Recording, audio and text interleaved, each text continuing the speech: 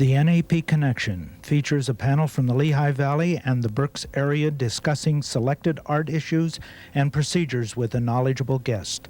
The program moderator is James Carroll.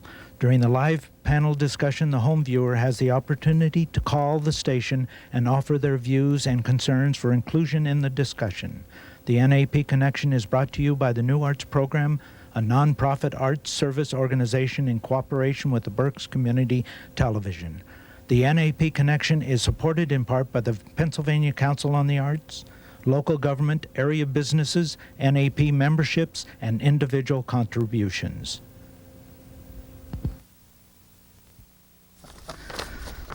Good evening. I'd like to welcome you. And tonight we have a treat. We're going to be talking about Pearl Buck. We're going to be talking about China. We're going to be talking in today's terms, which might be interesting because we have a tendency to have limited understanding and usually deal with what we believe and agree with. So what we're going to try to do is enlighten you with some understanding. With us tonight,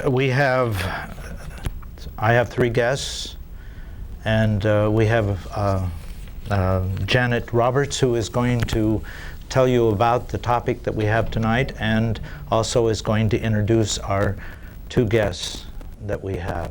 And I think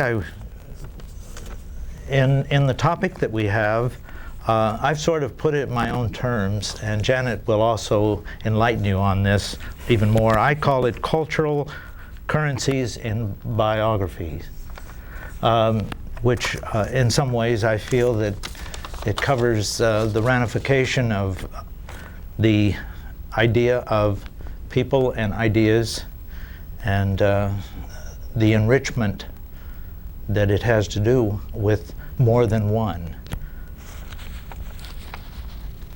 With us, Janet is a lecturer in Chinese and Japanese art and culture for the University of Penn Museum of Archaeology and Anthropology in Philadelphia. This I didn't know. I find that very interesting. She has participated in exchanges in Shanghai, and she has also been awarded fellowships in residency at the Virginia Center for the Arts. And she is a poet, and hopefully she will tell us about some of her publications before we get through. Now I'd like to turn it over to you, Janet, and thank you for coming. Thank you, James, for inviting us.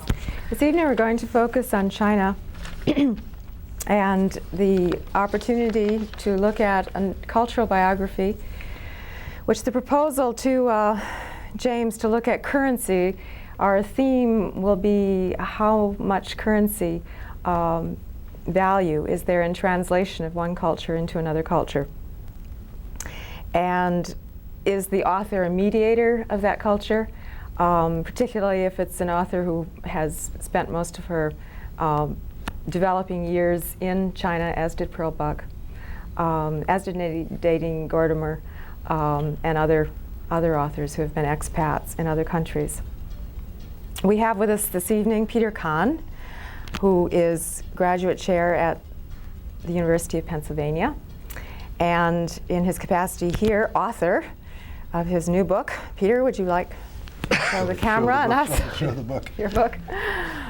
A Cultural Biography, Pearl S. Buck, which is published by Cambridge University Press and will be out when, Peter?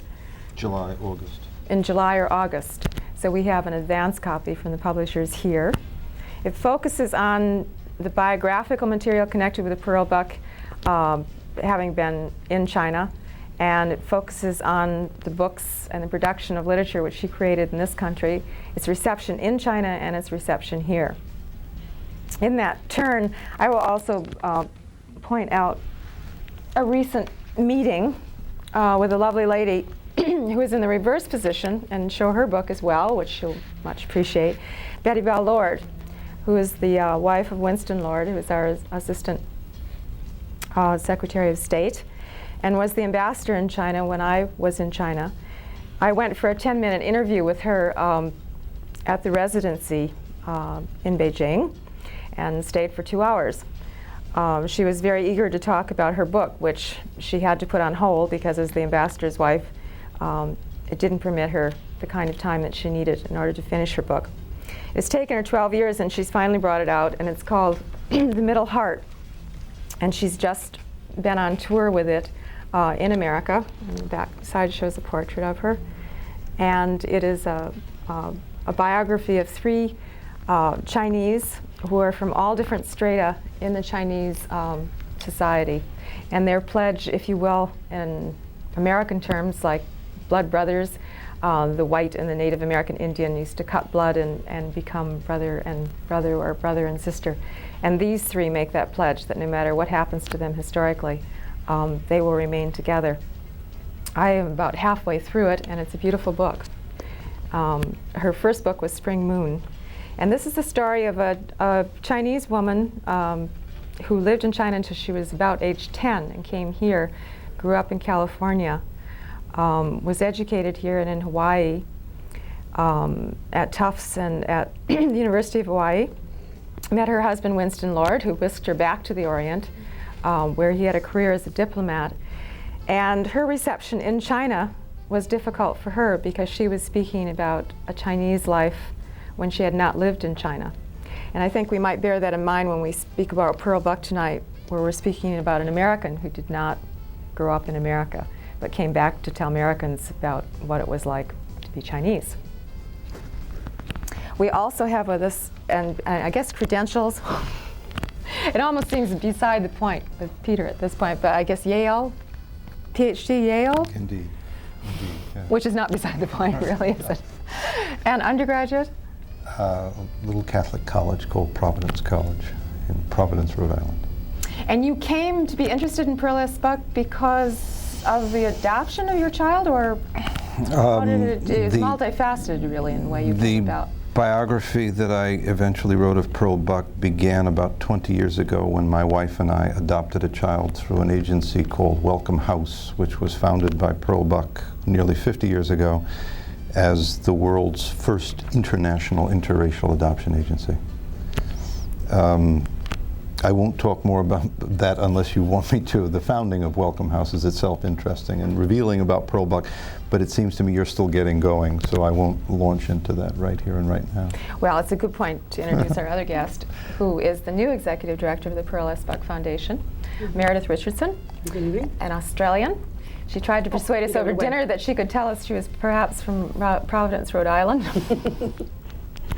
But I think her Australian accent is very welcome, and being in the Pacific Rim, coming from the Pacific Rim and being a Caucasian, it certainly has given you a background in association with the Asian Pacific Rim. That and being an expat in this society too. Yes. Is another link. Another linkage. So tell us a little bit about your tenure so far with the Pearl Buck Foundation. You've just come on board. Precisely, 3 months, yes. She has a 12-year-old daughter.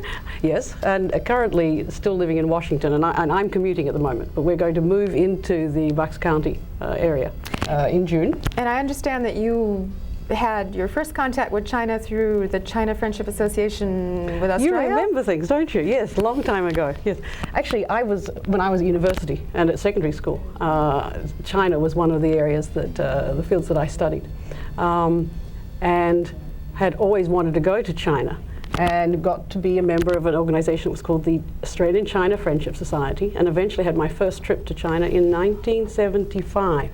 Yes. I remember because the U.S.-China People's Friendship Association made possible my year in China. Uh-huh. It started when I went to hear a postdoc at Princeton talk, as she was the fellowship recipient for the American Association of University Women. She spoke about the poet who was the poet who lived in the garden, which was being installed at the Metropolitan Museum of Art. So it was a rather complex task, and she showed slides about that garden being transported and installed in the Metropolitan. And she showed this poet's life. And I told her, I would really like to go to China. And she said, well, you can. I That's how it started. She insisted that it was possible. And the U.S.-China People's Friendship Association made that exchange possible. So that's why I remember it. You also were a field director for Plan International, which is London-based. Can you tell us a little bit about what Plan International is? It's one of the very large non-profit organizations in the world, rather similar to the Pearl S. Buck Foundation, in that it tries to provide care and services to children throughout the world who are in some way marginalized or displaced or not in the mainstream of their society, economically, socially, and all sorts of other ways. With the Pearl S. Buck Foundation in the past, the focus has been on Amerasian children. Though more recently the programs have moved to other parts of the globe.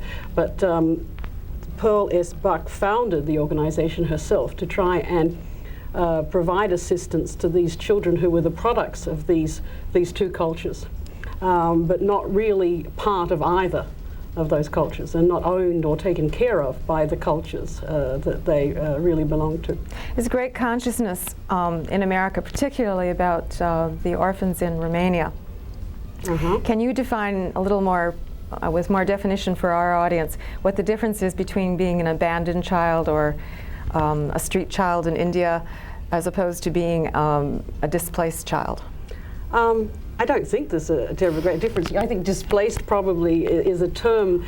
We try not to use the words such as abandoned or rejected or unwanted, because usually somebody somewhere has wanted these children, or somebody does love them. They just don't come with the full complement of the family support and the social support that we take for granted in normal middle class sort of society. Yeah, I was also intrigued to see that you'd consulted with the World Wildlife Fund and the Immigration and Refugee Services in America. I've, yes, worked for some time with lots of different types of organizations that work internationally, and looking at issues of both development, which is what we talk about when we're talking about sectors of societies that don't participate in the full socioeconomic benefits that the rest of their society participates in, or when we look at societies where the environment is not taken care of. And so in other words, these are all interdependent and interrelated to one another. Definitely, yes.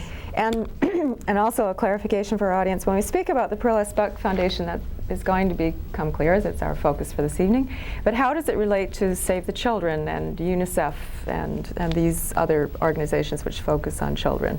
Well, they're all organizations that have a mission of taking care of children who are outside the mainstream, or families and communities that are outside the mainstream. The Pearl S. Buck Foundation is special in that it celebrates and is a legacy of Pearl S. Buck herself. Yes. And it was established by this rather amazing lady who had experienced and could describe incredibly well cultures that were different from the one that supposedly she had actually been born into.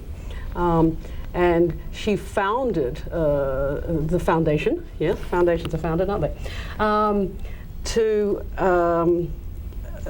provide care and resources to these children who were outside the mainstream, as we talk about it.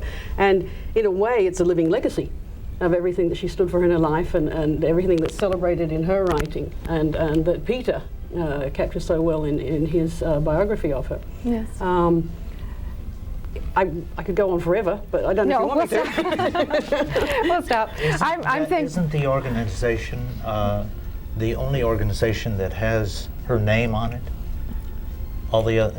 Yes. Do you want to pick up on that one, Peter? Well, I mean, she founded the Pearl S. Buck Foundation in 1964.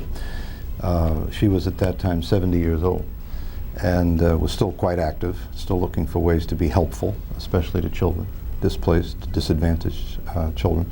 And she said it was the only organization she wanted with her name on it. And 30 plus years later, there it still is. And Peter spoke earlier of Welcome House, which was the other institution that she'd established much earlier, which actually still exists as part of the foundation. In addition to the part of the organization that works in country and in community with children, Welcome House is still an international adoption agency, placing children from China and all parts of the globe, including Romania, that you mentioned earlier, with families here in America. Well, we'll come back and talk about this more. I think that we would like to meet Pearl Buck before we continue. And we have a short clip in which we'll look a little bit at some of the people who want to comment about her life, in addition to our panel here this evening, and shows her as well.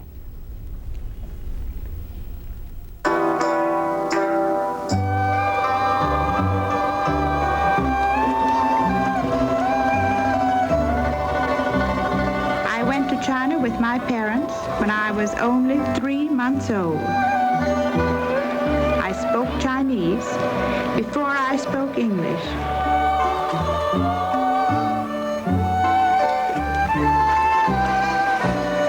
I came to know the Chinese people as my own people.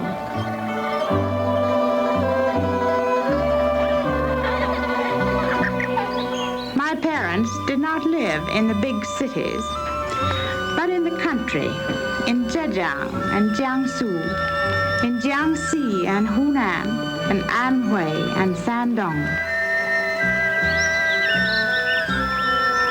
But best of all, I loved the Chinese farming country and the villages.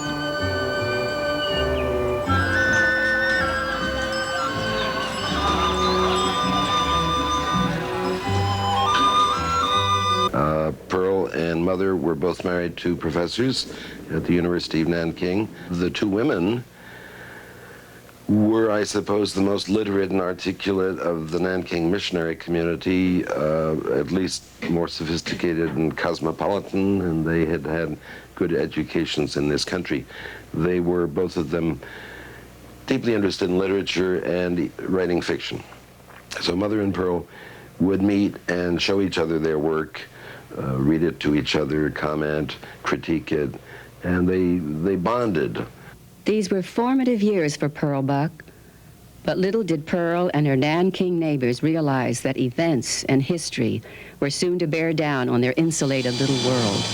You see, the whole country was in turmoil, and some of the Nanking people felt that it would be like some of the other disturbances we'd had and wouldn't amount to anything. Although Pearl Buck's devotion to writing preceded the Nanking incident, her close brush with death seems to have intensified her literary drive.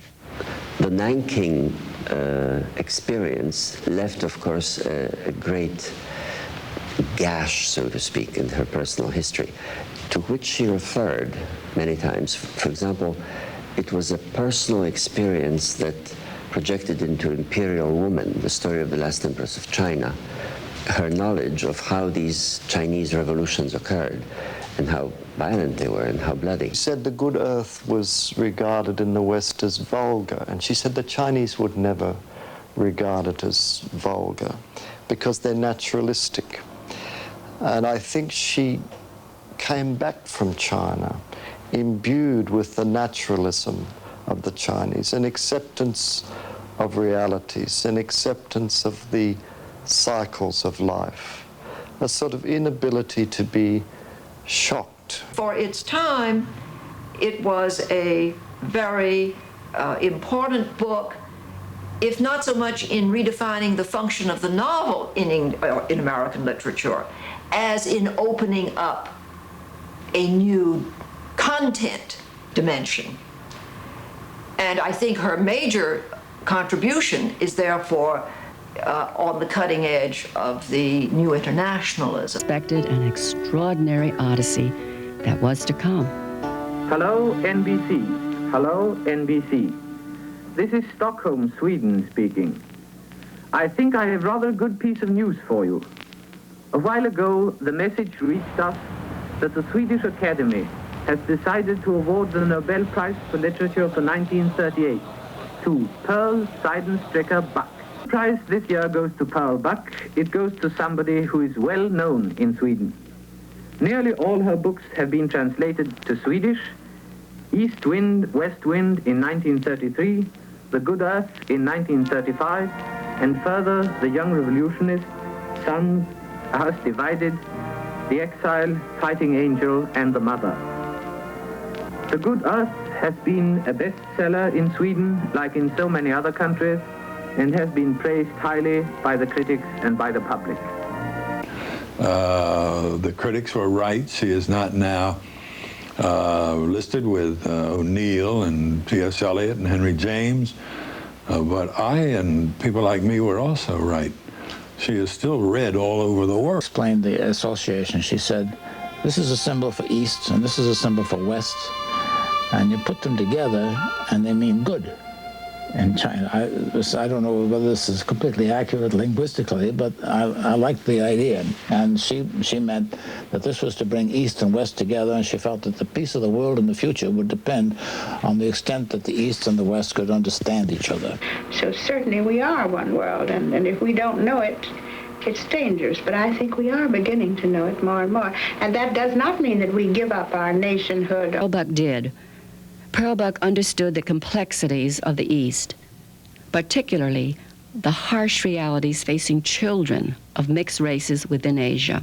I think most of the Chinese young people find that Pearl Buck's novels are really a kind of a treasure, a very precious record of what Chinese were like back in the early 20th century.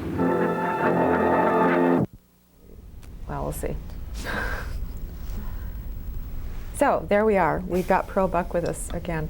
Now, over dinner, James was telling us that he had met Karma Hinton, who's a filmmaker who has released a film. Do I have it correct, Peter? The Gate of Heavenly Peace? The Gate of Heavenly Peace. The Gate of Heavenly Peace, which was shown here in Philadelphia, and I had the pleasure of having lunch at the White Dog Cafe with her and her husband, Richard Gordon. Richard Gordon. And having a conversation with them and the audience about the film. And then we went to see the film. And that film is being viewed at the Asia Society in New York, I believe in May. And it is an extraordinary effort to document the sequence of events that led up to Tiananmen, but over several decades preceding, in order to show it in perspective and to somehow lend some insight into the aftermath and the prelude to it. Her father, Karma Hinton's father, spent time in China in a village, an agricultural village in China, and Karma Hinton had the experience of growing up in China. And James told us over dinner that he has met Mr. Hinton, who lives in this area, and perhaps would like to share a few. Well, he lives in Fleetwood. Thoughts about him? Which is only about 14 miles north of Reading. Bill was, I believe, worked for UNICEF back in '49. He went to China to help with farming. And he got caught up in the cultural activities of China, and he wrote his book, which became a classic, dealing Longbow Village, right? Yes, but it's called Fanshen, to turn over, to regurgitate.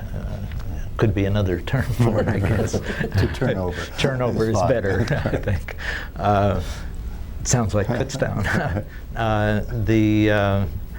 But it was until '53 that I think that he came back. So he spent about 4 years, almost 4 years being there, which can be quite incredible because it was at the very beginning. And his wife today is still continuing the efforts with UNICEF? No, his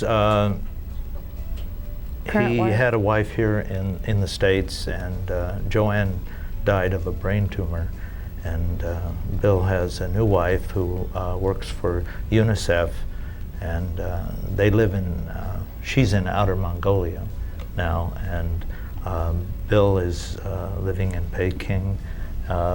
His son is also studying to be a acupuncture, and he'll be coming back to this country sometime this year to practice, which will be quite interesting. Karma Hinton is at Harvard, and she's pursuing a degree in art history, Chinese art history, as she has such a profound knowledge of China and of the language itself. And her husband and she have set up a company which is based in Cambridge, which continues developing interest and publications and films about China. Her mother, Bill's mother, is also named Carm, and she was the one who set up the, trying to think of the school up in Vermont. Can't think of it now, but it's well known. The School for Exchanges of high school students? Excuse me? I think you mean Bennington? No, no. It's a boarding school that's quite well known as far as education is concerned. Yes, it was quite interesting. Well, Karma is an example of an American who grew up in China because her father was based there with UNICEF. Many of the people who have written about China or have done productions about their experience in living in China have been missionaries, sons or daughters. Some of the novelists, such as John Hersey, right, Peter? Right. And what was his experience in terms of?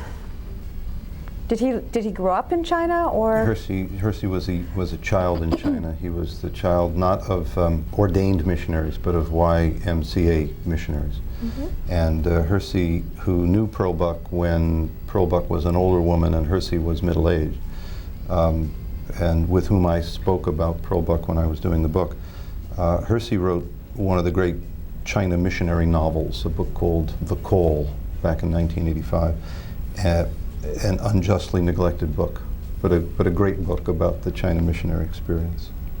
We heard from James Michener. Now, James Michener was somewhat of an abandoned child himself, wasn't he, in his youth? He also, we saw James Michener on the tape, although he wasn't identified, so I'm not quite sure how many people in the audience recognized him, but he was the feisty elderly man who was saying, the piece of film from which that comes, the longer piece of film, is one in which Michener, who was a close friend of Pearl Buck's for quite a few years and worked with her closely on projects like Welcome House. Mm-hmm. Michener is arguing that, yes, it's true that Pearl Buck as a writer is not a T.S. Eliot or a William Faulkner, but around the world millions of people are still reading Pearl Buck's novels and stories.